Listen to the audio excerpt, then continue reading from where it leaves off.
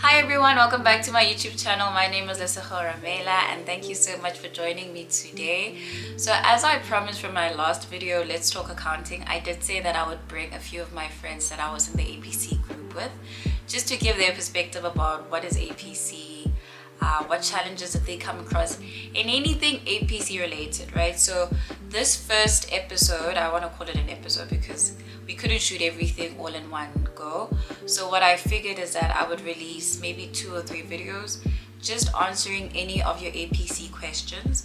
But from my perspective, what I felt like was important to be covered in the first series is what is APC, what challenges do people usually have when it comes to starting APC, and also maybe getting some advice from the people that have written IT. Why am I thinking ITC? Because we shot it at the ITC lunch. The people that have written APC and what is like pressing on their minds, because one of the bulk courses actually started last week and there's another one that's starting I think tomorrow. I'm shooting it Sunday, yeah? So starting tomorrow, and the 1 December 2021 candidates are still writing APC on Wednesday. They got their pre-release on Friday, so prayers are going up for them for success, because like I said, this chartered accounting space needs more of us, right? And sometimes we don't have enough information to make the decision as to, do I want to pursue this thing? Should I continue? You might be in your first year, second year, third year, CTA, board 1, you know, and you really want to see, is this journey really worth it? But I think if you can hear from people that have done APC, and also maybe later on in my series I can bring about people that are already qualified CASAs, just to see what opportunities opened up immediately after they wrote their second board exam, or even after their article years. But I hope you guys enjoy this video. Don't forget to like, to comment, to share, and to subscribe. And yeah, I hope you guys enjoy. Let's go.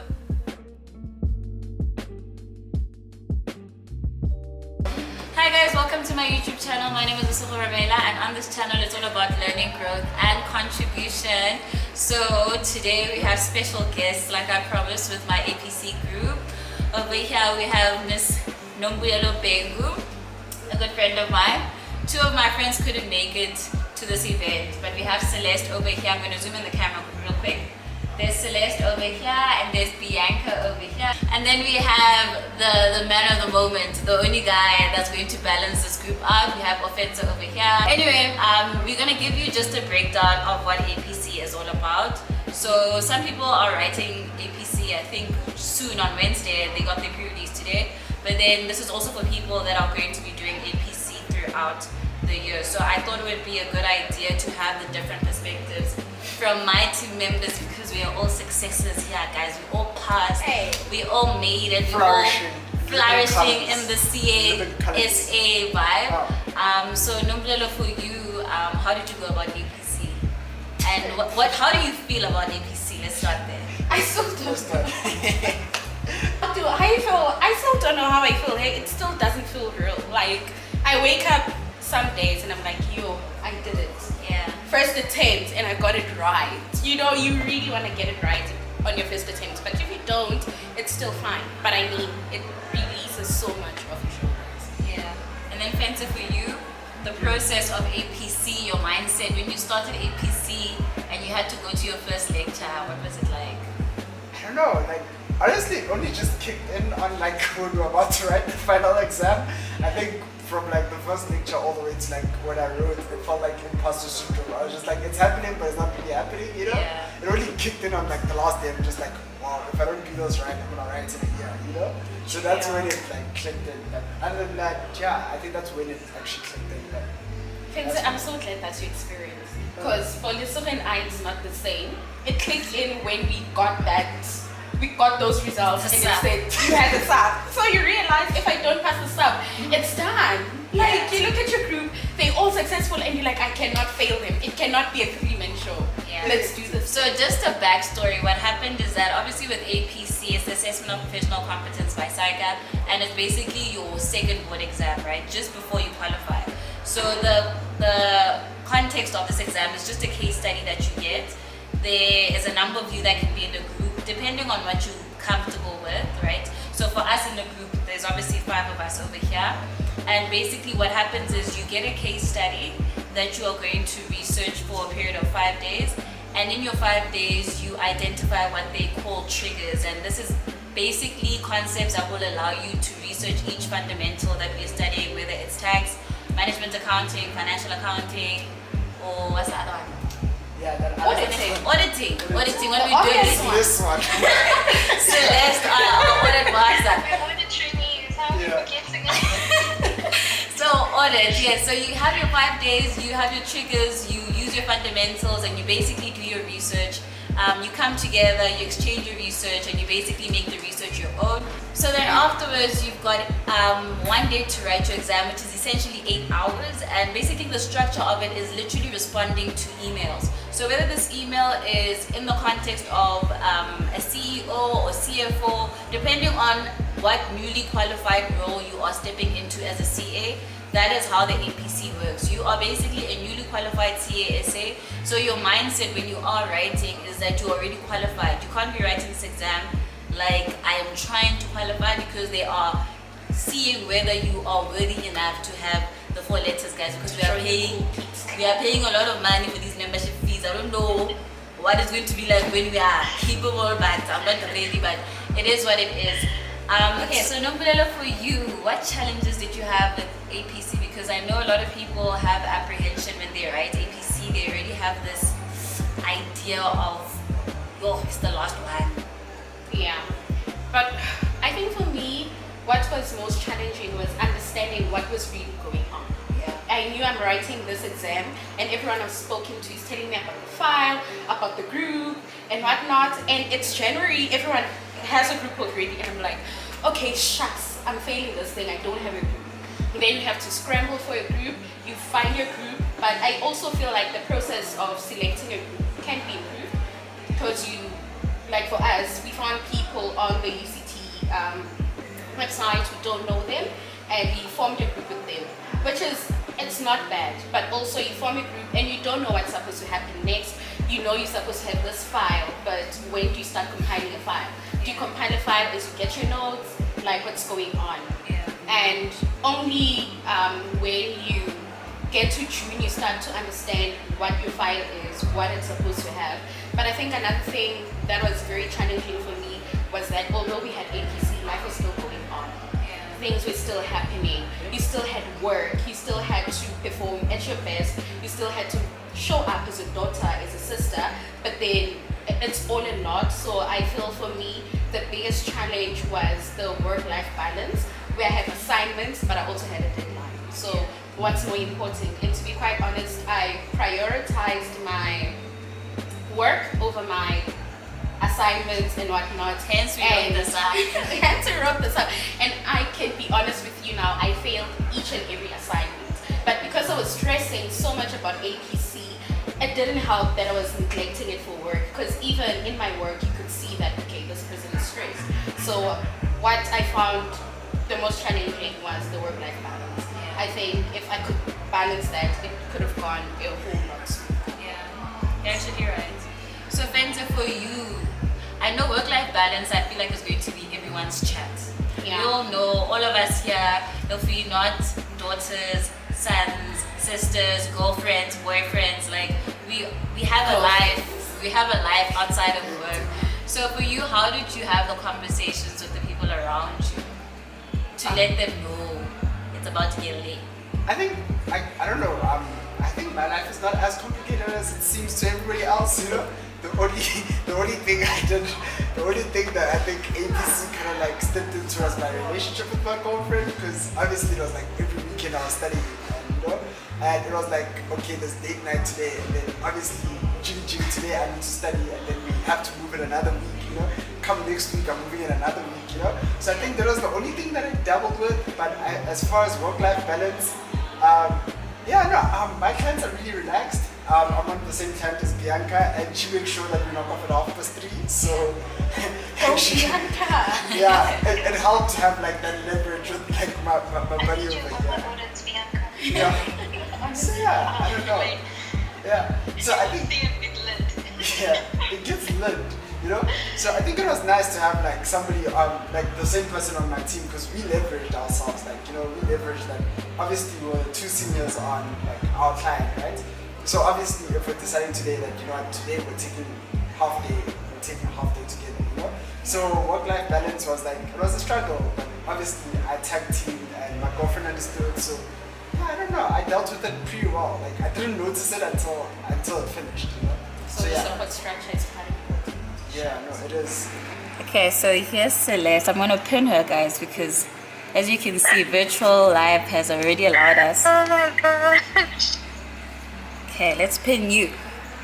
Celeste, for you, what advice would you give to somebody that's a bit confused as to did I make the right decision with going with UCT or APT? I know we all did UCT here, but we all had to go through that decision-making process. So what advice do you have for them?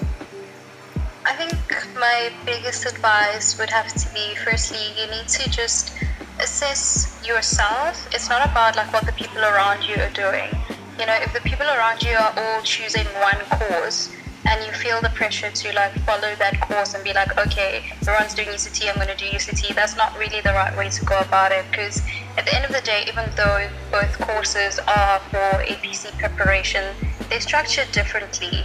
Your life is different from the next person. You know the clients that you have, you know the workload that you have, you know the level of commitment that you can give to the board course. So I think the first thing is to look at your life and say, how can I fit this into my life?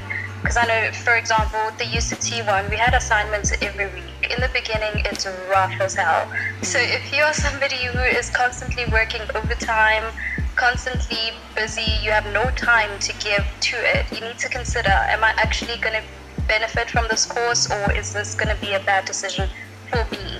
It's not really about what the other people are doing. And I think if you're worried about making a bad choice, right, you're not really going to make a bad choice, because majority of the result is going to come from the effort that you put in as well. If you commit yourself and say, I'm going to do this, I'm going to study, I'll dedicate enough time, I'll fit it around my schedule, I'll make sure that I put 110% of myself into making this happen, then you are going to get the results that you need. Both board courses are very good. You just need to really deeply think about how it fits into your life and how much effort you're actually willing to put in.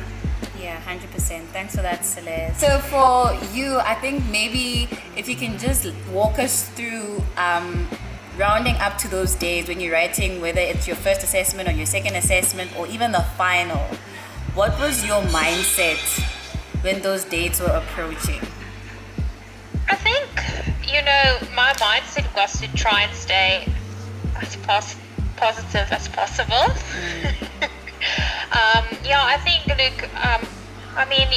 it sort of sinks in that, okay, listen, you're going to write this assessment, and whether it's the final one or the June one or the September one, at the end of the day, I think for myself, I just try to stay as positive as possible, try to motivate myself as far as possible.